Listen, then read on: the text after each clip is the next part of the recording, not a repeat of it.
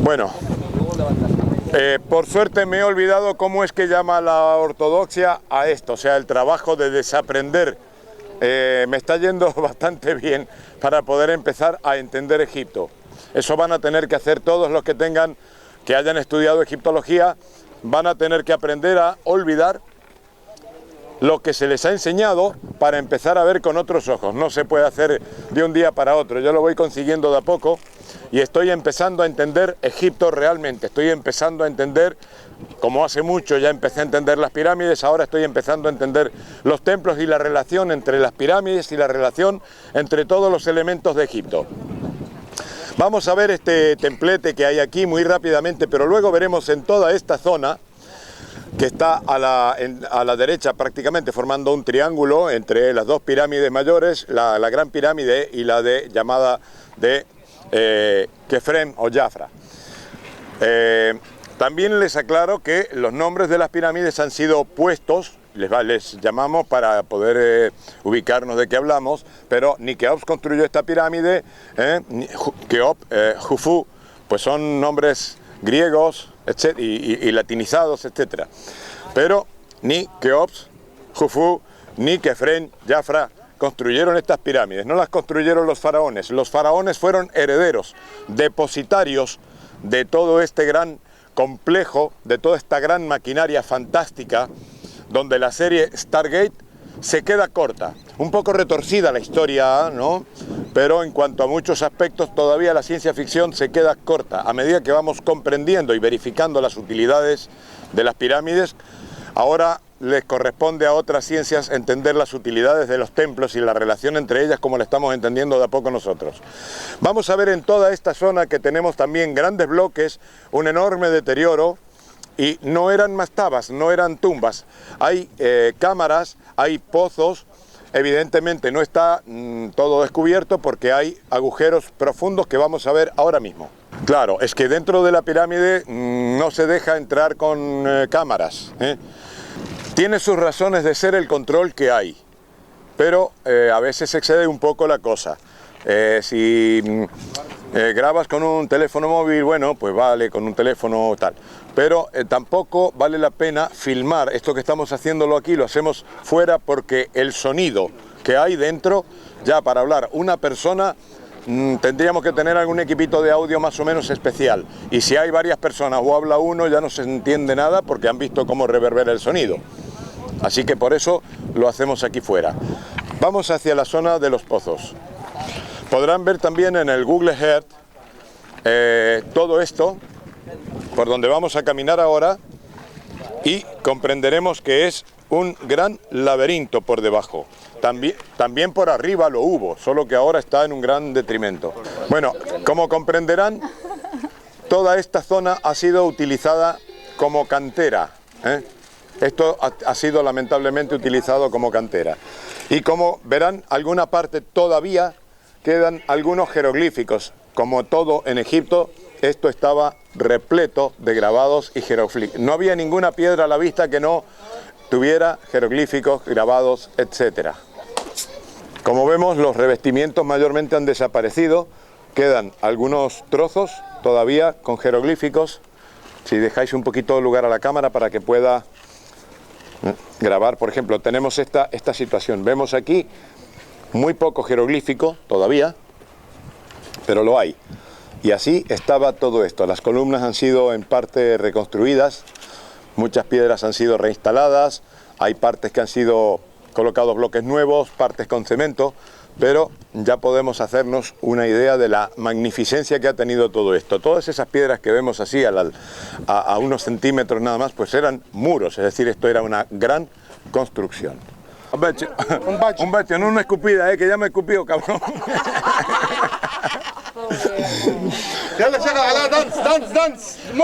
Bueno, tenemos que seguir, por favor. Bueno, vayan tomando conciencia que todo esto estaba construido evidentemente con bloques muy grandes, por lo tanto estamos hablando de muy grandes construcciones de las que vemos todavía algunas de estas llamadas puertas falsas, cuyo sentido no terminamos de entender todavía. Me gustaría que los que trabajan con ondas de forma, los geobiólogos y otros investigadores que trabajan con ondas de forma de modo bien científico, de modo bien estricto, hicieran un análisis de esas falsas puertas a ver qué significaba, porque indudablemente no eran precisamente puertas para engañar a los ladrones, como te dicen algunos guías o los arqueólogos, ¿no es cierto?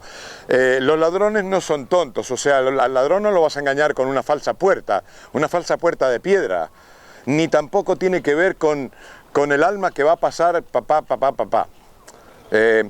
Colocadas a veces enfrentadas, a veces en distintas formas y lugares y en distintos tamaños. Tiene alguna función.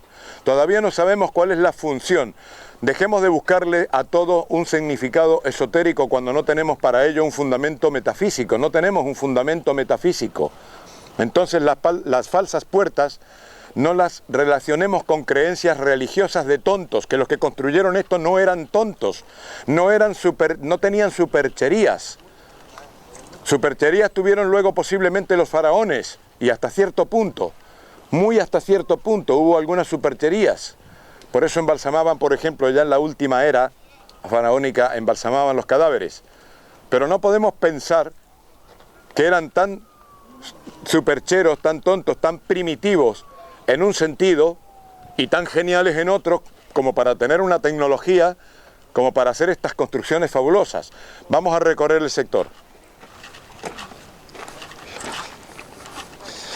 Tengan cuidado al acercarse a los pozos porque como vais a ver esto está lleno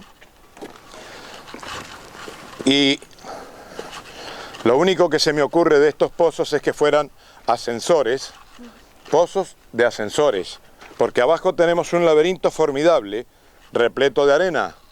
La arena lo ha llenado todo. Mantengámonos unidos, no os perdáis de vista, a menos que queráis hacer algo de eso que nadie puede hacer por otro y os vais por ahí. Pero sin perder de vista el grupo.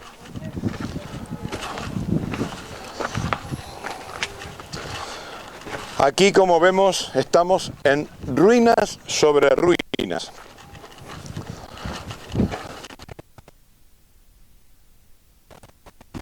Las formas de estas piedras, a pesar de la erosión, también nos están mostrando un modo constructivo bastante curioso.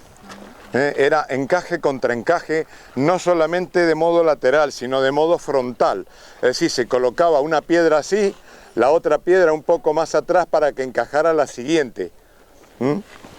Es decir, que ya venía un terremoto así, o así, o así, esto no se movía. Esto tiene seguramente mucho más tiempo que la última reparación que se hubiera hecho a la Gran Pirámide. No sabemos por qué, y aquí es donde tienen que venir los radiestesistas a hacer mediciones, a calcular los tiempos que esto tiene, porque evidentemente hay una parte que es mucho más antigua incluso que la construcción de la Gran Pirámide, o por lo menos que la última construcción de la Gran Pirámide. Esto ya lo han marcado algunos geólogos. Aquí tiene que venir un geólogo, tiene que venir un petrólogo, aparte del radiestesista, para confirmarse o desmentirse mutuamente, ¿no es cierto? Los radiestesistas lo harán a doble ciego, pero no estaría mal que también los petrólogos y geólogos vinieran y dieran cada uno su opinión por separado y luego se contrastara la información. Pero todos lo tienen que hacer no con un sentido de, ay, yo tengo esta teoría y la voy a imponer. No, no, eso ha hecho la ortodoxia. Los que realmente quieren llegar a la verdad tienen que actuar de otra manera. Tienen que hacer su análisis, llegar a una conclusión y luego contrastarla con los de otros, no para confirmar sus teorías, sino para saber cuál es la verdad.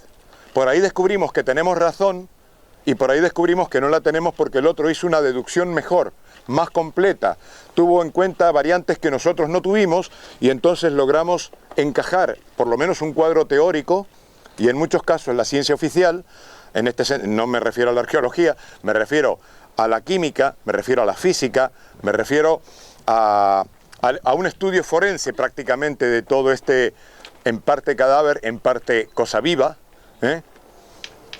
y ahí es donde realmente vamos a poder seguir extrayendo el beneficio que tiene que extraer la humanidad de todo esto, que no es una mera curiosidad intelectual. Estos pozos, como ven, lamentablemente ahora también llenos de basuras, son muchísimos en todo este sector. La mayoría pueden verse en la fotografía satelital. Abren el Google Earth, entran en ello y van a tener a la vista una zona muy, muy vasta, tanto de este lado como del otro que lo vamos a recorrer enseguida. Aquí tenemos un pocito de unos 2, 4, 6, 8, 9 metros más o menos. Imagínense que todo esto, arriba era inmenso. Solo basta ver un poco así para darnos cuenta por el tamaño de las piedras utilizadas, la inmensidad. Pero basta mirar los pozos para darse cuenta que no termina la cosa aquí arriba. También vamos a encontrar por ahí granito gris, granito rojo, piedra caliza. De vez en cuando veremos algún basalto, pero la mayoría es esta caliza muy dura. Pasa. Vayan entrando y saliendo, dejando lugar para que entren los demás. Vamos, métete por dentro. Yes.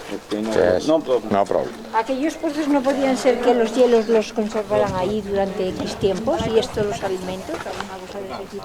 Sí, sí, muy probable, ya vamos a ver. Vamos a ver.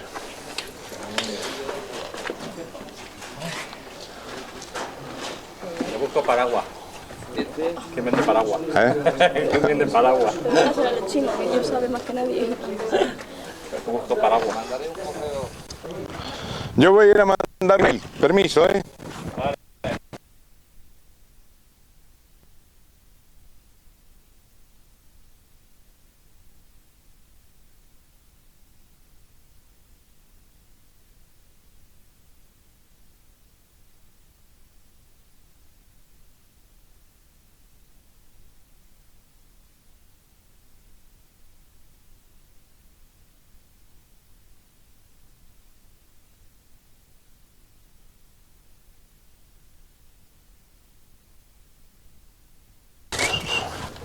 Todavía vemos, bueno, pedazos de cerámica, una cerámica bastante curiosa, con una capa de cocido muy potente, central, muy gruesa y con capa negra por dentro.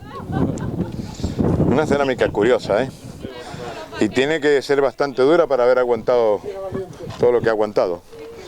Y esto pues tendrá, pues desde que lo hicieron, 8.000 o 9.000. unos cuantos miles de años, ¿no? No podremos datarlo, igual puede ser de la última vez que los faraones utilizaron estos sitios. Sin duda que templo de Isis, que es la gran pirámide, llamada así por los hermetistas y esoteristas, ya desde la época egipcia más remota, también llamada Al-Ahraum, en árabe la luz. Tenía el mismo nombre en egipcio prácticamente. Al-Ahraum. ¿Qué digo? Eso. No, esto era una vasija. ¿Qué? Sí, una vasija, seguramente.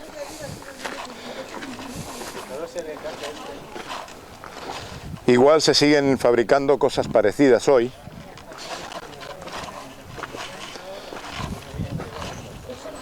Chicos, vamos, vamos. Extraordinario y tenía que estar todo interconectado. Claro, claro, aquí no había cosas sueltas. Esto no fue... fijaos que cuando hablamos de las pirámides, y ahí están, bueno, Keops, Kefren, Micerino, tantos metros cúbicos, más o menos, tantas toneladas, más o menos, pero mirad todo lo que hay alrededor y decidme si no tenemos un volumen igual o mucho mayor, quizá, porque aquí estamos sobre escombros de escombros, ruinas de ruinas. Entonces, cuando vemos estas piedras, que aquí nos las filman bien claritas,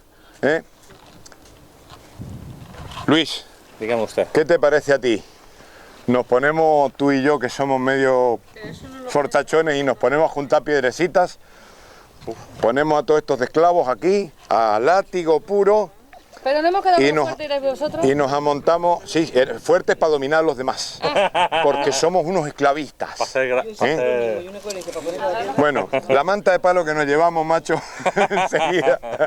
Bueno, aquí evidentemente la cantidad de piedra que hay, si lo miramos desde la foto satelital y más o menos tomamos desde aquí noción de lo que había, sin contar todos los que podría haber abajo, vale, hacían el agujero, los agujeros, salas, y luego las rellenaban con esto o con lo otro, como hemos visto en el Serapeum, que no sabemos ni cómo pudieron haber metido semejantes tanques, cuyas tapas solamente pesan 25 toneladas, cuyo conjunto anda rondando las 80. Entonces dices, ¿cómo hicieron para meter esto aquí? Bueno, abajo no sabemos realmente lo que hay porque está todo tapado con arena, pero evidentemente algo hay, que los pozos no los habrán hecho de inodoro, vamos, ni los han hecho para que los turistas vengan o los guías a tirar botellas y papeles. Algún sentido muy importante y funcional tendría eso. Porque yo creo que no adorarían al dios Pozo, ¿no? Vamos a hacer un pozo para adorar al dios Pozo, yo qué sé. Complejo industrial, algo electrónico, algo, vamos a decir, holográfico. Gran circuito electrotelúrico. Entonces, tomemos conciencia de estas piedras. Le voy a pedir al camarógrafo que enfoque estos bloques aquí o aquí mismo, ¿no es cierto? Donde tenemos también unas formas de traves que no son precisamente las que se usan en España para hacer bancales. Vemos construcciones más o menos parecidas a las que hay en América. En América todavía no se ha descubierto todo lo que se tiene que descubrir por causa de la selva y tal, pero aquí también hay que tener idea que lo que se ha descubierto es lo que por alguna razón y cercanías habitacionales se ha podido despejar de la arena, pero bajo la arena lo que habrá. Pero tomemos noción de esto, no podemos realmente ni calcular las alturas que esto realmente tenía, porque además de haber sido utilizado de cantera, los factores climatológicos han hecho una muy importante destrucción. Entonces la cantidad de roca que tenemos aquí posiblemente sea mayor que la que tienen las pirámides juntas. Esto se puede ver desde el Google Earth, no lo van a ver a lo mejor en perspectiva, pero como lo pueden ver aquí a partir de este vídeo, pero lo pueden ver perfectamente la superficie que ocupa y la cantidad de agujeros que hay. Te he contado más de 300. Muchos no se ven porque son más pequeños. Seguimos por acá. Esto no suele salir en los documentales y ahora por internet sí es fácil encontrar un poco más de información, pero encontrar antiguamente digamos hace algunas décadas, encontrar libros donde figurara todo esto, imposible. Desde aquí tenemos una panorámica muy buena de dos de las pirámides y tenemos entre medio estas, entre comillas, mastabas. Hemos entrado recién en una cámara, ponemos las imágenes aquí en esta parte, donde, al igual que tantas cosas, nos están diciendo que son tumbas. Habéis entrado recientemente en una supuesta tumba, ¿verdad? ¿Habéis visto ajuar funerario? ¿Habéis visto ajuar funerario? ¿Habéis visto un muerto? Sí. ¿Sí? ¿Aquí? No. No, ¿habéis visto un muerto en la cámara donde habéis entrado? ¿Se le puede llamar tumba a eso? No hay escenas con comida, con ese aparato compuesto de placas sucesivas de algo que energetiza la comida. Y realmente Egipto, las pirámides, todo esto es una gran tumba. Esto es el complejo funerario donde se está velando el cadáver de la arqueología oficial, el cadáver de la dictadura académica que nos ha tenido 200 años engañados, amontonando no obras faraónicas tras obras faraónicas en una línea de tiempo, sino parches sobre parches de errores teóricos que se han ido sumando para generar lo que hoy llamamos egiptología oficial, en donde basta cualquier descubrimiento para tirar de nuevo toda la estantería que buscan sostener con todo el empeño del mundo, unas 800 personas en realidad, no hay más, en todo el mundo hay 800 personas que sostienen la arqueología oficial, con sus libros, con sus cátedras y por supuesto muchos más interesados económicamente, como por ejemplo los guías, a los que les cuesta mucho aceptar que han estudiado 3 o 4 años para contarles un cuento a los turistas y ganarse la vida, y resulta que ahora nada de eso les vale, lo tienen que cambiar. Los guías más inteligentes, como los arqueólogos jóvenes más inteligentes, van a cambiar ese cuento, van a comprender que es un cuento y van a empezar, aún con un esfuerzo, a hacer algo mucho mejor. También les puede redituar económicamente, por supuesto, pero sobre todo va a redituar Egipto, porque va a atraer de nuevo a todos los que vieron Egipto con una versión, lo van a ver ahora con otros ojos. Y esto es muy importante también para el turismo, para Egipto como país. Y posiblemente, qué bueno sería que hubiera un gobierno egipcio que invite a una reescritura de la historia, de modo que Egipto volvería a ser realmente un Egipto faraónico como merece. No importa que sean musulmanes, no importa que sean coptos, no importa la cuestión religiosa. Los faraones no tendrían nada contra el Islam, por ejemplo, si eran metafísicos, como muchos islamistas, como muchos imanes. Educarían al pueblo, mejorarían tantas cosas y recuperarían esta historia fabulosa que hay aquí. Vamos a continuar.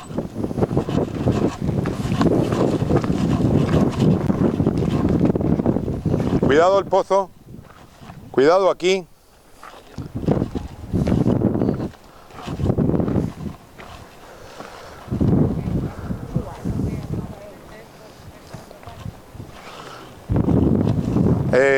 Bueno, desde aquí, desde esta altura, tenemos una buena perspectiva, porque es que hay que estar en los sitios porque no valen las fotos. Bueno, sí que valen, pero las fotos apenas nos dan una idea, no la tenemos realmente de todo lo que hay aquí hasta que estamos aquí. Entonces decimos, vale, la gran pirámide, y todo lo que hay alrededor, ¿qué? Y luego que del otro lado tenemos otras construcciones igualmente misteriosas y enormes como estas.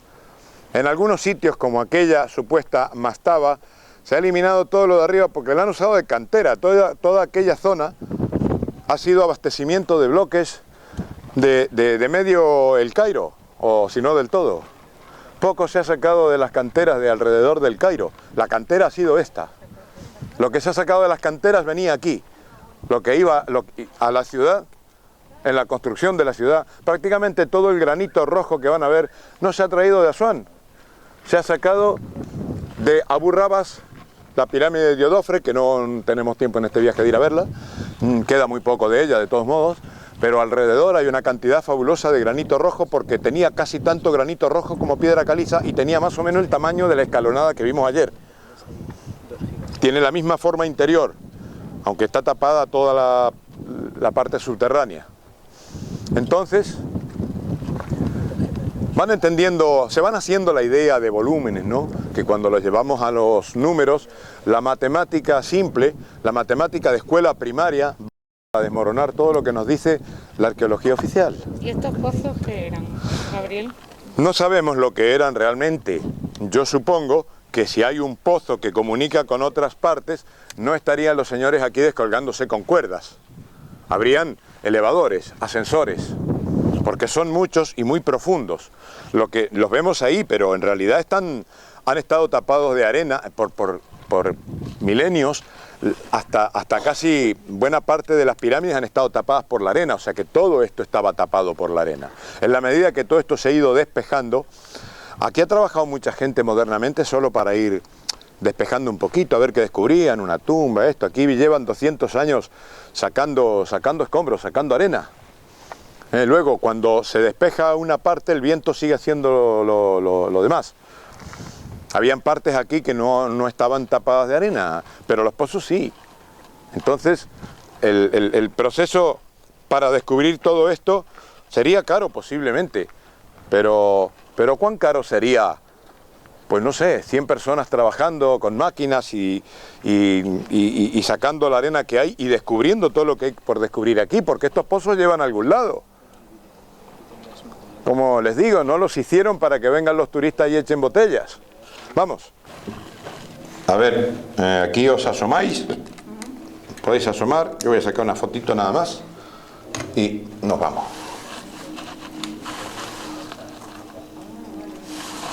Me he quedado sin batería. Me he quedado sin pila. Getógrafos.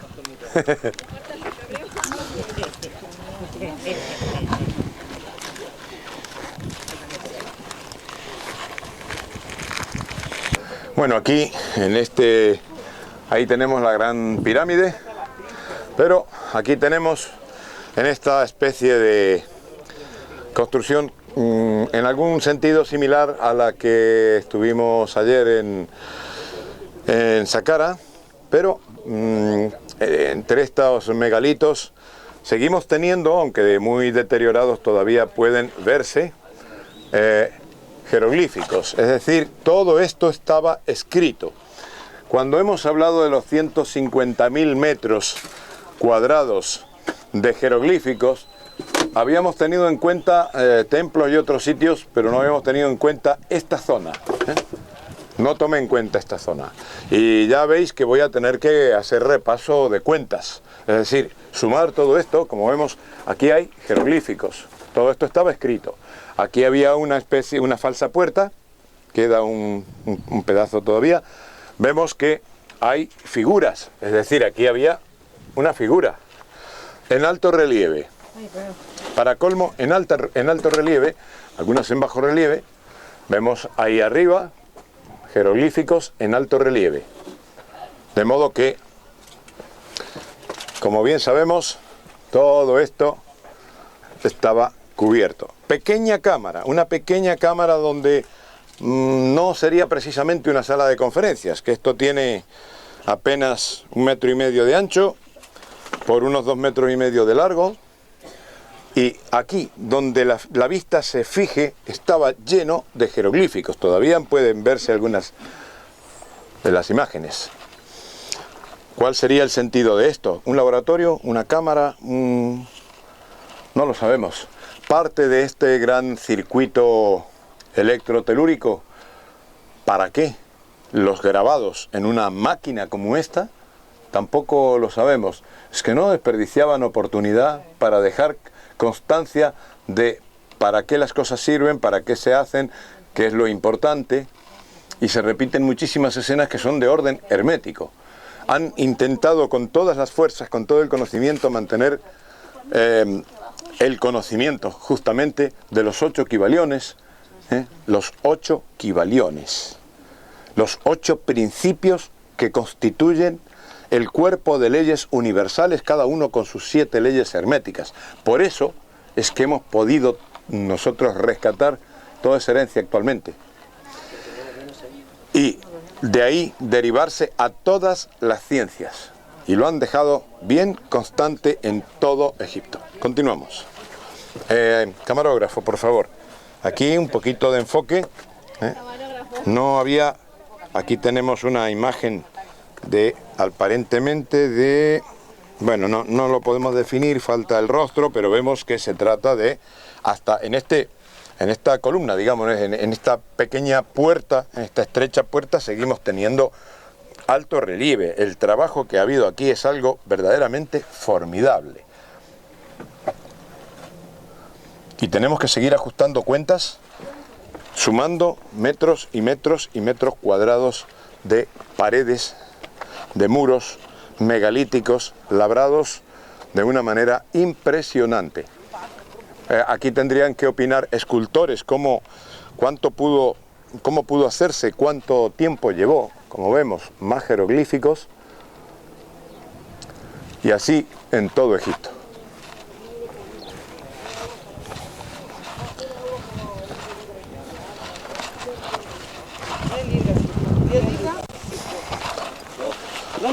Bueno, A 10 libras 2. Ya los 10 libras 2 en el autobús, 10 libras 2. imagínense cómo pensaría, bueno, los que hayan leído Tecnología Sagrada de las Pirámides, habrán visto un cuentecito del dios pájaro,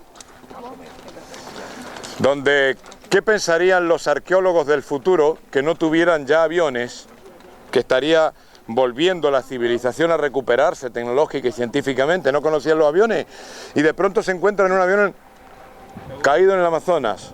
¿Qué pensarían? Que era el dios el templo del dios pájaro, que los ocupantes pues se habían muerto ahí porque se habían suicidado. Estos gilipollas se suicidan colectivamente en honor al dios pájaro. No, era un accidente aéreo. Pero las interpretaciones tomadas como las toma la arqueología no interdisciplinaria, pues dan esos resultados absurdos. Si encontrara otra civilización que no desarrollara tecnología electrónica y encuentran un DVD, ¿qué dirían que era? ¿Un juego para tirar en la boca de un sapo? ¿Que era para apoyar vasos?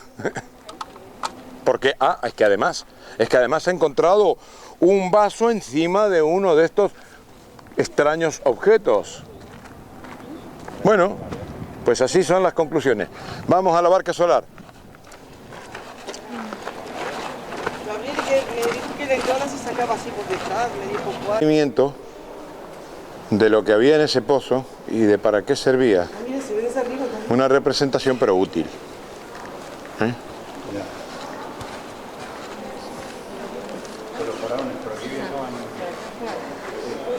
Luego, pues en algún momento decidieron enterrarla, dejarla ahí. Pero no habrían hecho una construcción así para enterrar un barco. Más bien hicieron un barco para copiar algo.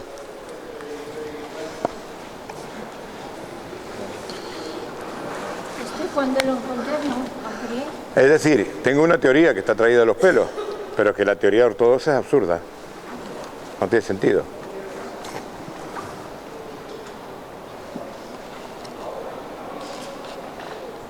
Parece ¿Qué? vikingo. Alguien preguntó, Que parece vikingo allá. ¿Parece vikingo? Pues los vikingos hacían drácares y nécares, una ingeniería también bastante interesante. De hecho, los mejores barcos hechos jamás son drácares y nécares.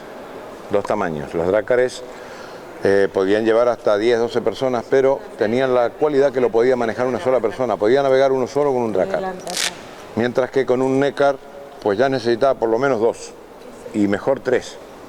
Pero podía llevar hasta 50 personas.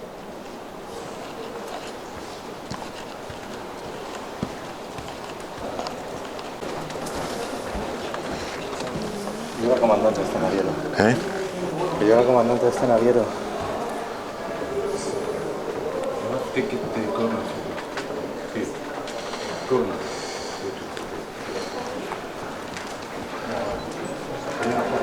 Te vaya a ver de aquel ángulo. Tienes un ángulo mucho mejor.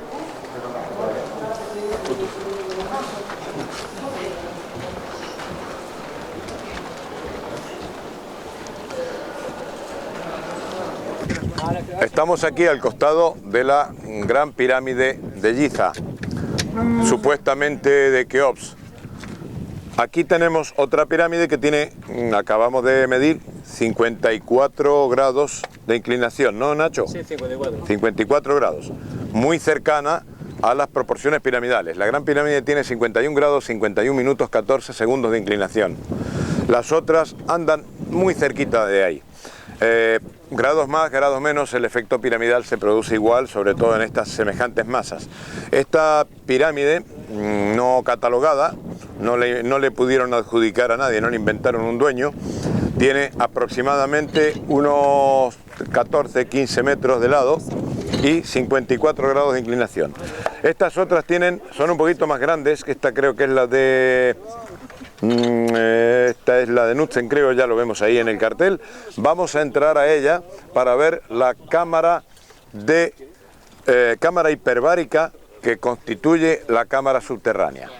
Verdaderamente es una cámara hiperbárica, utilizada para, mediante un tubo desde la punta de la pirámide hasta la cámara, unos 15 centímetros de diámetro, se metía agua, de modo que la cámara comenzaba a llenarse de agua, pero como hace un sifón no se termina de llenar, pero en la parte de aire que queda, donde puede estar una persona o varias, la presión llegaría a cerca de 4 atmósferas. 4 atmósferas, que esto va aumentando gradualmente y tenemos exactamente el efecto que hoy se utiliza en medicina como cámara hiperbárica. ¿Qué función tiene? Una de las funciones, y esto yo lo deduje lo pueden ver en internet desde cuando están los archivos, aproximadamente 6-7 años, lo comprobé a través de unos físicos de un foro de física a los cuales les envié el esquema sin decirle que es la pirámide, quitando la forma piramidal, todo el esquema corresponde exactamente a una cámara hiperbárica. Había leído, poquito antes de esto, ahora unos 7-8 años, había leído que los buzos consiguen algunas funciones terapéuticas simplemente por esas diferencias de presión. Habían empezado a descubrir el efecto hiperbárico como un efecto terapéutico. De modo que aquí luego lo podemos comprobar. Vamos a entrar ahora y lo vamos a ver. Somos muchos, vamos a tener que entrar de a poco. Vamos a entrar la mitad y después la otra mitad. No tenemos mucho tiempo, hay que ir a la Esfinge. Les explico, esta es una de las cámaras más bonitas. Estas de las pirámides, estas son todas bonitas. A mí particularmente me gusta más esta que ninguna porque fue la que encontré. La primera que me di cuenta que no estamos ante una tumba, sino ante una gran cámara hiperbárica. Vamos a grabar adentro, claro. Sí. Fuad, aquí te encargas tú de repartir hostias si hace falta, Nacho, ¿podrías medir por favor el ángulo también aquí? Como es irregular, tendrías que medir en varias partes. Vale, hago varias mediciones. Hacer unas 10 y sacar el factor común. Sí, porque hay desgastes diversos. Yes. No problem. I can diet you, but I have my hand is for therapy. ¿Tenéis un bolígrafo para apuntar?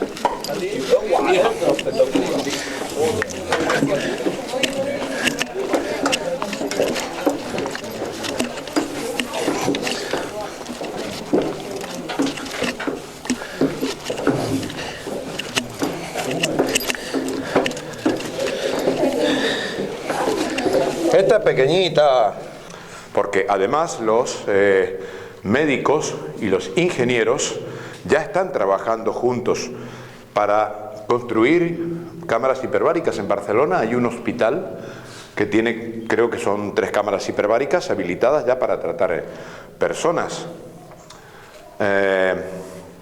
Vamos a observar un poquito, gracias a Biel que nos está filmando, para la caja de Pandora, en primicia, la explicación en vídeo de esta cámara.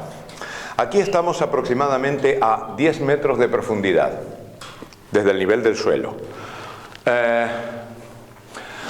Ahí había un agujero que está tapado con cemento. Allí había un agujero que está tapado con cemento, en ese rincón. Por ese agujero bajaba el agua. El agua llegaba aquí abajo, daba la vuelta por ahí, pasaba por detrás de este muro y llenaba esta piscina. Esto no fue colocado para sarcófago ni nada por el estilo. Ponte de pie ahí, por favor, Vicky. Vicky mide 1,70 y... 1,65. ¿No llegas a 1,70? Bueno, 1,65 más o menos es la altura de esto, entonces. Bueno, hay que ver que tiene tierra, que ha sido ya muy pisoteado y tal, pues pasaría el 1,70. Esto era una piscina. Esto también. Y ya vemos que hay 2 niveles diferentes, ¿verdad?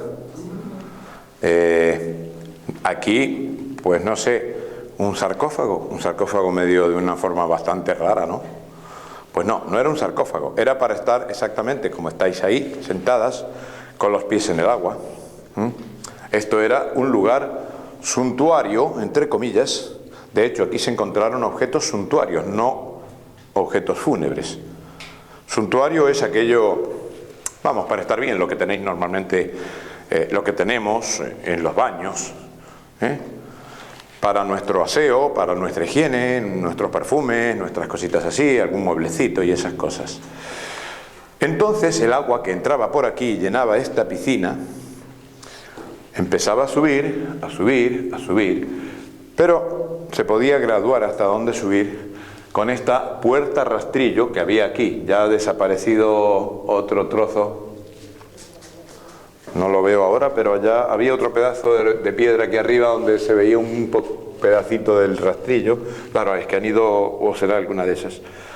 Entonces, aquí bajaba una puerta rastrillo y esto quedaba hermético. El agua comenzaba a subir, a subir, a subir, pero nunca podía pasar de aquí. De modo que la gente podía estar ahí, ahí, toda esta parte. Y el agua nunca, por más que siguieran echando agua, que viene de más o menos 28 metros de pirámide, más los 10 metros de aquí, teníamos un total de 4 atmósferas aproximadamente. Es decir, que ahí donde estáis vosotros, tendríais 4 atmósferas. Aquí, por supuesto, yo estaría debajo del agua, pero ahí podríais estar. No había manera de que, aunque se siguiera echando agua, el agua subiera. Si esta puerta se abría, pues la presión la empujaría hacia allá.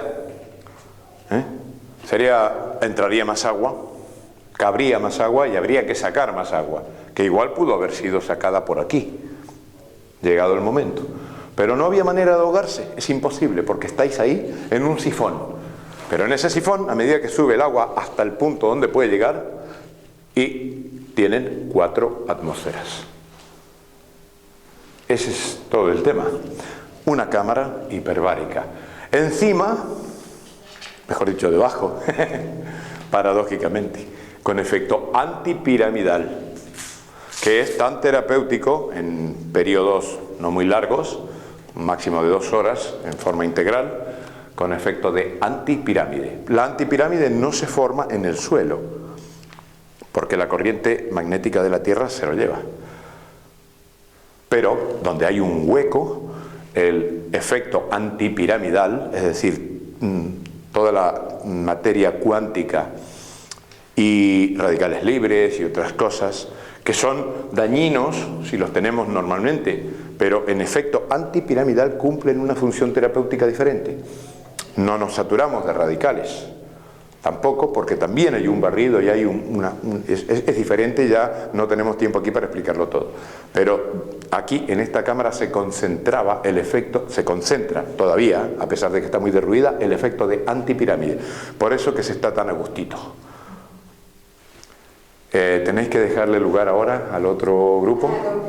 El agua entraba por ahí, está por esa esquina donde ven un manchón ahí de cemento. Bueno, ahora lo han taponado, pero eso es un tubo que venía de la parte de arriba de la pirámide. Es decir, que tenemos unos 28, 29 metros de pirámide más o menos, y entraba el agua por aquí, bajaba 10 metros más, o sea que en total tenemos poco menos de 40 metros de columna de agua. Y se sabe que cada 10 metros de columna de agua, no importa que sea del tamaño de un bolígrafo o del tamaño, como este agujero, de 15 centímetros, ¿sí? Cualquier tamaño daría igual, a cada 10 metros de columna de agua tenemos una atmósfera de presión, la ley de Newton, ¿no es cierto? Bueno, entonces aquí el agua entraba, llenaba estas piscinas, pasaba por ahí, fíjense que ahí está hueco, eso es una acequia, llenaba estas piscinas, la gente podía estar tal como estamos nosotros aquí. Ahora, que si hacía falta, se cerraba esta puerta de aquí, aquí había una puerta rastrillo, había un pedazo que no sé si será alguno de estos o lo habrán metido ahí, pero había un pedazo que se veía bien, que era parte de una puerta rastrillo. Entonces aquí se bajaba la puerta y esto quedaba hermético. Entonces se podía seguir aumentando el volumen de agua utilizando menos agua, pero si se quería utilizar más agua no había ningún problema. Nunca el agua podría pasar de aquí, de modo que aquí, por ejemplo, Yolanda estaría con la cabeza fuera del agua. El cuerpo dentro, la cabeza fuera del agua. Es que de aquí, Nacho, Biel, Natalia y Marco estaban ahí. Nosotros nos estaríamos medio ahogándonos aquí, estaríamos sumergidos. Pero cobrando por salir. Bueno, pero en el aire, el agua nunca podría pasar de aquí, porque se hace un sifón ya con más de, o por ahí, 4 atmósferas de presión, por lo cual esto ya se convierte en una cámara hiperbárica. Tengamos en cuenta que el agua también tiene presión, Dentro del agua tendríamos la presión de la columna también, pero en el aire habría 4 atmósferas. Entonces una cámara hiperbárica fantástica combinada con efecto de antipirámide. Yo veo aquí 3 piscinas, 3 bañeras personalizadas, ¿no? Sí, bueno, esta sería una sola. ¿Esta es una? Es una de 2 niveles en fin, pero esta ya más profundita. Tiene más o menos unos 70 de profundidad. Unos 68, unos 70. Y cuando pregunté una vez a un guía para qué era esta escalera, me dijo, para ponerle los floreros con las flores a los muertos. Bueno. Sí, es perfectamente lógico. Claro. En algunos sitios tendrían que dejar los floreros con las flores. Claro, claro. Entonces, imagínate, cerraban esto a cal y canto para enterrar a los muertos y que no pudieran venir, y venían a cambiarle las flores todos los días. Claro. Bueno, pues no, en realidad es para estar como estáis vosotros aquí, solo que con esto lleno de agua hasta aquí, ahí tenéis 4 atmósferas y os estáis curando de un montón de pestes, con efecto antipiramidal además. Entonces tenéis un factor antirreumático, antiesclerótico, todas las moléculas de vuestro cuerpo por la presión van tomando otra tensioactividad, va optimizándose las moléculas de todo el cuerpo. el efecto piramidal lo produce por sí mismo, ese efecto. Pero si encima le sumamos el efecto de una cámara hiperbárica como esta, tenemos resuelto la gran mayoría de los problemas, porque además esto es bactericida, antibacteriano. ¿La entrada original era esta?